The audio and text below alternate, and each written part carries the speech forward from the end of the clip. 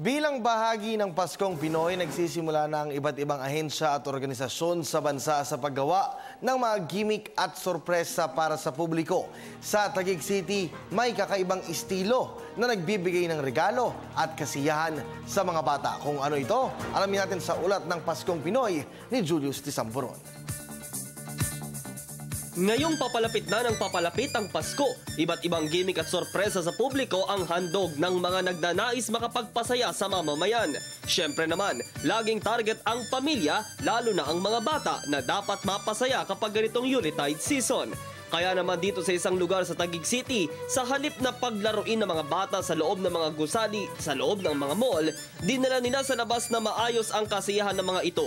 Sinimulan nila sa pagkalaki-laking Christmas tree na animoy punong-puno ng regalo, kaya naman takaw pansin ito sa publiko. Your classic Christmas activities just like meet and greet Santa, and then we have carriage rides, and then we even have a Santa mail station where the children can just write letters to Santa and ask for something, like the way that everyone does this year. And then we also have like a CSR component, which is community gift wrapping.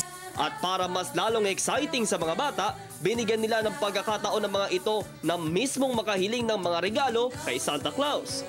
Sila pa mismo ang naguhulog ng kahilingang ito sa malaking kahon na babasahin daw ni Santa Claus.